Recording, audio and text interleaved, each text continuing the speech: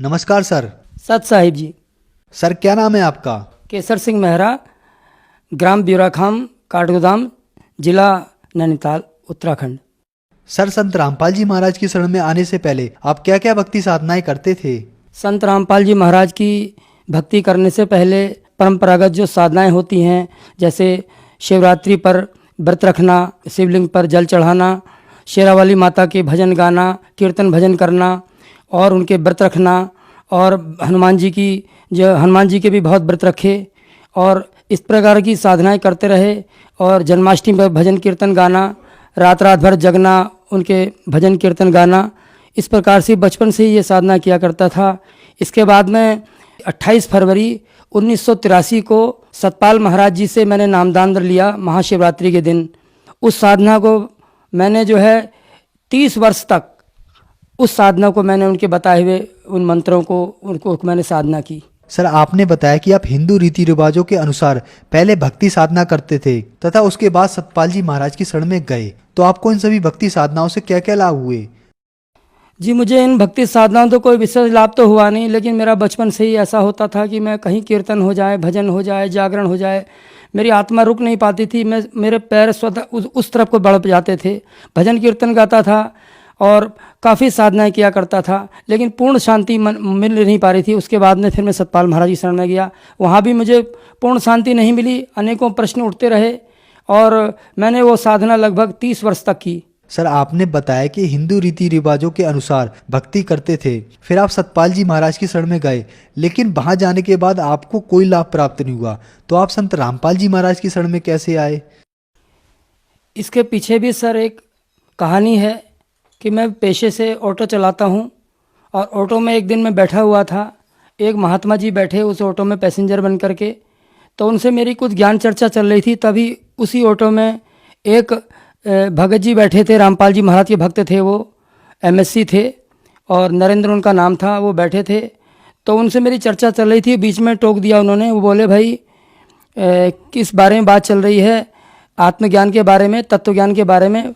बोले क्या? उन्होंने कहा, क्या इस ब्रह्मांड में कोई तत्वदर्शी संत है क्या इस समय? मैंने कहा क्यों नहीं है, क्योंकि मुझे अपनी भक्ति पर, अपने गुरु पर बहुत अभिमान था, कुछ शास्त्रीय ज्ञान अवश्य था और हम उसी को घोटा करते थे।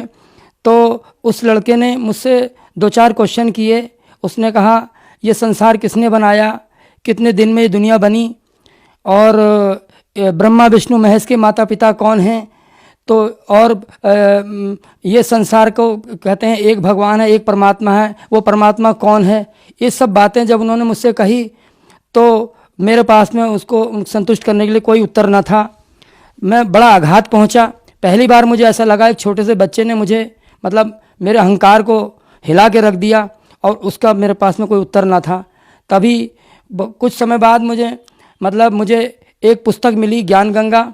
जब मैंने ज्ञान गंगा पुस्तक पढ़ी तो आप यकीन नहीं मानेंगे, उस पुस्तक को पढ़ के मुझे इतना आनंद आया और आंखों में आंसू भरे आए। सारी रात में सो ना सका और मुझे ऐसा लगा, हे परमात्मा कि आप कहाँ खोए हुए थे। तो मुझे इतना मेरे बेचैन कर दिया और मैंने उसमें एड्रेस देखा। भगत जी से कहा मैंने, भगत जी मुझे इस संत का एड्रेस बता दो, उसका पता बता दो। तो हम जिस प्रकार से हम वहाँ पर पहुँचे बरवाला में, जब अंदर गए तो हमने वहाँ ऐसी व्यवस्था देखी, इतना आनंद आया, हमें भोजन पानी मिला। उसके बाद में हमने संत रामपाल जी महाराज से 27 जुलाई 2013 को नामदान लिया। तो संत रामपाल जी महाराज की शरण में आने के बाद आपको कोई लाभ भी प्राप्त हुए? हाँ जी, संत रामपाल जी महाराज की शरण में उनकी बताई हुई भक्ति करने से मुझे कई लाभ हुए हैं। एक लाभ तो मुझे ये हुआ कि मेरे कान में अचानक मवाद आया और दर्द होने रहने लगा और मैं डॉक्टर के पास में गया, बेस हॉस्पिटल हल्द्वानी में गया, पर्चा बनाया, दिखाया। डॉक्टर ने कहा आपके कान का पर्दा फट चुका है। उस कान से मुझे सुनाई भी नहीं देता था और कई समय तक, महीनों तक सुनाई नहीं दिया। तो उन्होंने, उन दिनों बरसात का सीज़न था, तो उन्होंने कहा भाई तुम्हारे कान का ऑपरेशन होगा। तो मैं चला आया, बोले बरसात के बाद आना। परमात्मा सदगुरु रामपाल जी महाराज की ऐसी दया हुई कि उन मंत्रों को जपने से, इतनी शक्ति है उन मंत्रों में, उन मंत्रों के जपने मात्र से ही, बिना दवा के ही उनकी दया से मेरा जो है कान का पर्दा अपने आप ठीक हो गया और मैं उस कान से सुनने लगा। आज मैं पूर्ण तरह स्वस्थ हूँ। एक लाभ मेरे साथ और हुआ सर, वो लाभ ये हुआ कि एक ज़मीन और थी हमारी, उसका बंटवारा होना था। भाई ने बेईमानी करी, उसमें नहीं कर पाए बंटवारा उसका। उन्होंने बोला ये मेरी ज़मीन है, मैंने खरीदी है, तो मतलब इस तरह से। तो उसके बाद में फिर मैंने अपने गुरु महाराज जी से दूसरी ज़मीन का भी बंटवारा होना था, मकान का बंटवारा होना था, तो वो हो नहीं पा रहा था। तो उन्होंने मेरे संग धोखा किया था। मुझे लग रहा था इसमें भी ये धोखा करेंगे, इसलिए मैंने गुरु महाराज जी से, रामपाल जी महाराज के आश्रम में मैंने प्रार्थना लगाई और वहाँ से उत्तर आया कि परमात्मा दया करेंगे। और उसका मेरे को ऐसा परिणाम हुआ कि उसका दूध का दूध और पानी का पानी, बिल्कुल मुझे उचित न्याय मिला, पूर्ण मतलब न्याय मिला मुझे। मैं उनका आभारी हूँ। सर, संत रामपाल जी महाराज से जुड़ने के बाद आपको बहुत सारे लाभ प्राप्त हुए, तो जन समुदाय को आप क्या संदेश देना चाहेंगे? जी, मैं जन समुदाय को संदेश तो क्या दूं, हाथ जोड़ के प्रार्थना कर सकता हूं कि जो लोग भी, जहां तक भी मेरी आवाज़ जा रही है, सभी लोगों से मेरी ये प्रार्थना है कि तत्वदर्शी संत पूर्ण कबीर साहब के अवतार इस धरती पर, इस ब्रह्मांड में आ चुके हैं और जल्द ही वो सतयुग इस धरती पर ला रहे हैं। और मेरी ये मतलब प्रार्थना है कि जल्दी आओ। कहा कि वेग विलंब मत कीजिए, लीजिए सदुपदेश, कि देर मत करो वरना फिर पछताना पड़ जाएगा। इसलिए जल्दी आओ और सदगुरु रामपाल जी का अनमोल ज्ञान लेकर के अपनी आत्मा की प्यास को बुझाओ, अपना भला करो, अपना कल्याण करो। संत रामपाल जी महाराज से जुड़ने के लिए क्या करना होगा?